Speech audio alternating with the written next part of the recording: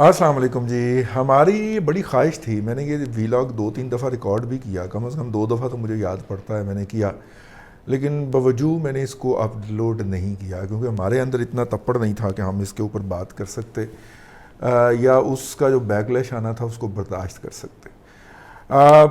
ہم نے تو نہیں کیا, لیکن آج ایک بہادر آدمی جس کا نام سید طلعت حسین ہے, انہوں نے یہ ویلاگ کر دیا ہے. آج انہوں نے 2 ویلاگ میرا خیال اپلوڈ کیے ہیں, لیکن یہ والا ویلاگ جو ہے 13 پوائنٹ والا, کہ 2012 کے اندر جو 13 پوائنٹ اسٹریٹجی بنی تھی کہ کس طرح حکومت کو اور سیاستدانوں کو, اور یہ جو 2 لوگ ہیں خاص طور پہ ان کو بے وقت کرنا ہے, مطلب ایک پیپلز پارٹی اور ایک پاکستان مسلم لیگ نون کے میاں نواز شریف اور پیپلز پارٹی کے آصف علی زرداری, ان کو کس طرح بے وقت کرنا ہے اور کس طرح ان کو گالیاں بکنی ہیں, کس طرح مذہبی حوالے سے ان کو آئسولیٹ کرنا ہے, فرقہ وارانہ بنیاد کے اوپر ان کے اوپر حملہ آور ہونا ہے, کس طرح ان کو ذلیل کرنا ہے, گالیاں بکنی ہیں اور ہر لمٹ کراس کر جانی ہے.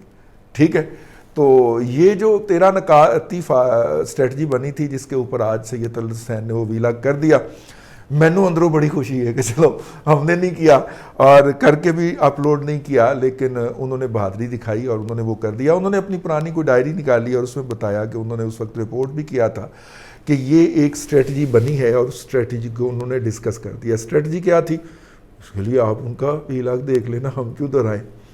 طلعت صاحب جو ہیں وہ پاکستان کے معدود ان چند جرنلسٹوں میں ہیں کہ دیکھیے جرنلسٹ کا ایک لیول ہوتا ہے نا, کہ جو آتا ہے یا تو وہ سب ایڈیٹر کے طور پہ یا کاپی ایڈیٹر کے طور پہ آتا ہے یا رپورٹر کے طور پہ آتا ہے, پھر وہاں سے ایلیویٹ ہوتا ہے, پھر تھوڑا سا اوپر جاتا ہے اسپیشل کورسپونڈنٹ, تبصرہ نگار, ایڈیٹر, ٹھیک ہے, ڈائریکٹر نیوز, یہ وہ سارے طے کرتا رہتا ہے مراحل. اسے ہر کچھ سالوں کے بعد ایلیویشن کی ضرورت ہوتی ہے.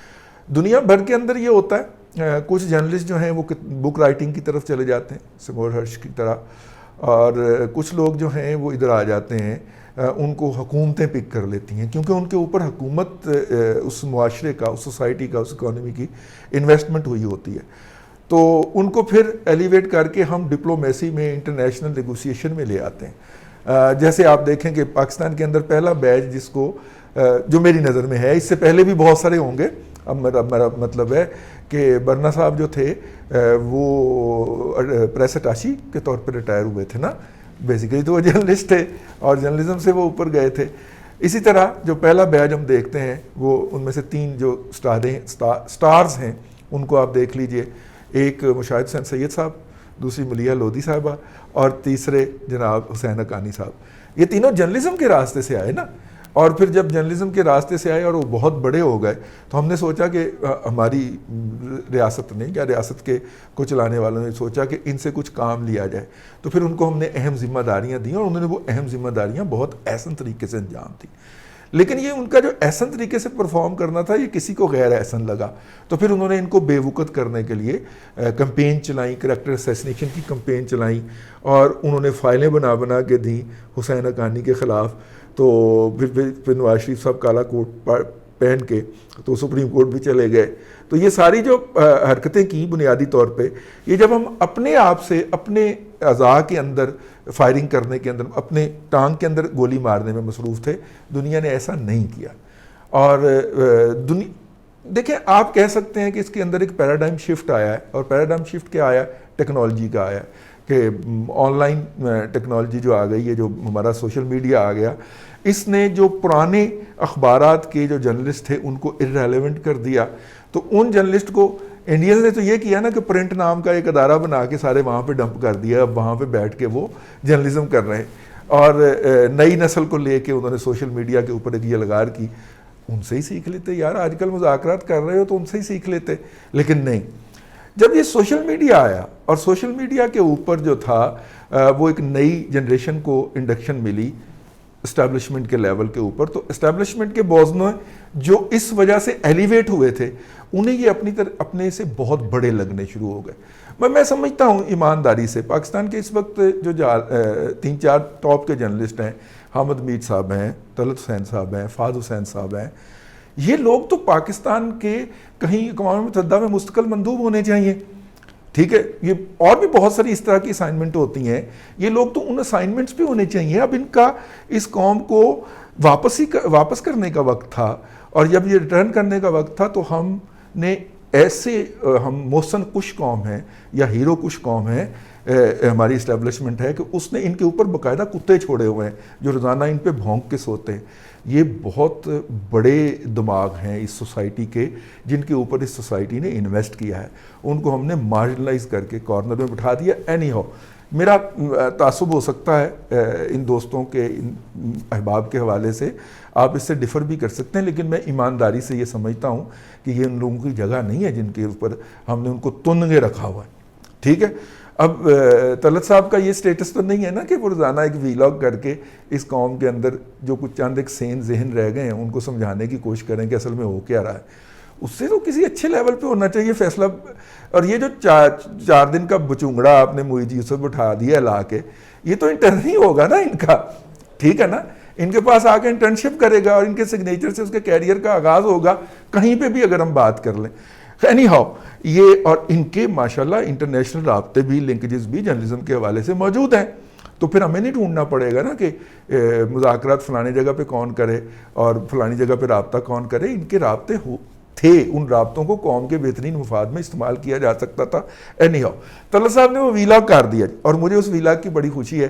آپ کو بھی وہ ویلاگ جو ہے, جو پیر کے روز انہوں نے 2 ویلاگ اپلوڈ کیے ہیں, ان میں سے پہلا ویلاگ ضرور دیکھنا چاہیے کہ اس ملک کے اوپر, ہمارے معاشرے کے اوپر سوشل میڈیا کے ذریعے جو گند نازل ہوا ہے, جو پاکستان کی صحافت کے اندر بدتمیزی آئی ہے, ان میں جن لوگوں نے اپنے آپ کو مس فٹ کیا ہے وہ لیفٹ آؤٹ کر گئے, وہ چھوڑ گئے اس کو. ٹھیک ہے. وہ کہتے ہیں یہ ہمارا پیس آف کیک ہی نہیں ہے. وہ گالیاں کھاتے ہیں, ان کی فیملی کی تصاویر لگائی جاتی ہیں, ان کو بکواسیات کی جاتی ہیں, اور جن لوگوں نے یہ فیصلہ کرنا تھا وہ ان کو کھا جانے کے اوپر تلے ہوئے ہیں. اور اس کی جگہ پہ جو بوزنے بٹھائے گئے جن کو گنتی نہیں آتی, ٹھیک ہے, اس کی جگہ پہ اوپر جو جہلا بٹھائے گئے جو گالیاں بکتے ہیں, جنہوں نے اس قوم کے اندر ایک ہیجان پیدا کر دیا ہے اور پوری قوم کو ایک ہیجان میں مبتلا کر دیا ہے, ان بوزنوں کو اور ان جسے کہنا چاہیے کہ بونوں کو جگہ ہی نہیں ملتی تھی نا پھر قومی سطح کے اوپر. تو یہ جو آپ کو ARY کے اوپر 92 کے اوپر جو نمونے نظر آتے ہیں, ٹھیک ہے, وہ نمونے جو ہیں وہ کمال کے نمونے ہوتے ہیں. ویسے بائی دا وے, ایک صاحب جو ہیں وہ یہاں سے صحافت استعمال کر کے امریکہ جاتے ہیں, اور امریکہ جا کے تو وہ وہاں کے شہری ہو جاتے ہیں. چلو ٹھیک ہے, پائیں تسی پوک گئے, آپ کی منزل تھی, لیکن نہیں, وہ وہاں پہ ٹکتے نہیں ہیں. وہ وہاں پہ گرین کارڈ اور امریکن پاسپورٹ جیب میں ڈالتے ہیں اور یہاں پہ آ کے ہمیں بتا رہے ہوتے ہیں کہ جاتی عمرہ کے اندر راہ کا ہیڈ آفس ہے. بھائی جان, آپ پہلے باسز سے یہ پوچھ لیتے.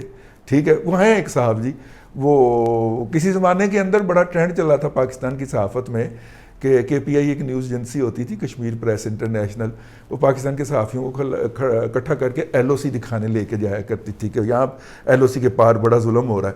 تو ہر جو وہاں پہ جا رہا ہوتا تھا اس کے اندر ان صاحب کا نام ضرور ہوتا تھا. تو آج کل جب وہ کہتے ہیں کہ بنی اپنا جاتی عمرہ کے اندر راہ کا ہیڈ آفس ہے, تو میری گزارش ہے کہ یار وہ پوچھ لیں پھر راہ سے مذاکرات کرنے کیوں ضروری ہے. اگر وہ راہ اتنی ہی غلط ہے تو پھر اس سے دبئی میں مذاکرات کون کر رہا ہے. اور بہانے سے ہمارے جو وزیر خارجہ ہیں اور انڈیا کے وزیر خارجہ ہیں, وہ کہا یہی جائے گا کہ میٹنگ نہیں ہونی, لیکن ہمارے پاس اطلاعات ہیں کہ کسی ایک لنچ پہ دونوں کی اچانک میٹنگ ہو جائے گی. وہ سلوٹ والی میٹنگ بھی تو ہو گئی تھی نا مشرف صاحب کی, جنہوں نے لاہور کے اندر واجپئی کو سلوٹ نہیں مارا تھا لیکن آگرہ میں جا کے سلوٹ مارا تھا. ٹھیک ہے نا, تو وہ بھی میٹنگ تو ہو ہی گئی تھی نا انشیڈیولڈ. تو یہاں پہ بھی کوئی انشیڈیولڈ میٹنگ ہو جائے گی تو پھر راہ سے مذاکرات سے بیک آؤٹ کر لیں. ٹھیک ہے. تو مطلب کہ یہ کیا بات ہوئی. پھر میجر گروباریہ ٹھیک ثابت ہوا کہ جناب سارے جو افیسران ہیں ان کے بچوں نے, بھائیوں نے جو ہے وہ یہ سارا کچھ پکڑا ہوا ہے. ویسے اس پہ بھی ایک بات کروں گا, مطلب کہ سکرین پہ آپ بیٹھ نہیں سکتے جب تک کہ آپ کسی کے رشتہ دار نہیں ہیں یا فوجی فاؤنڈیشن کے وظیفے پہ نہیں پڑے. یہ بات طے ہے پاکستان کے میڈیا کے اندر. تو پھر وہاں پہ سچ کہاں سے آئے گا. ٹھیک ہے نا, کتنا کا سچ بول لیں گے وہ. تو خیر ایسے ہی بس یہ ویلاگ دیکھ کے میں جذباتی ہو گیا. تو میں نے کہا کہ کوئی ویلاگ جو ہے کسی اچھے دوست کے بہادرانہ کام، اچھے کلیگ کے یا اچھے صحافی کے، میں ٹھیک ہے بہادرانہ کام کی اپریسیشن میں بھی تو ہونا چاہیے. ٹھیک ہے، اب کے لیے اتنا ہی. اللہ آپ کو آسانیاں عطا کرے اور آسانیاں خلق خدا میں تقسیم کرنے کی توفیق عطا کرے.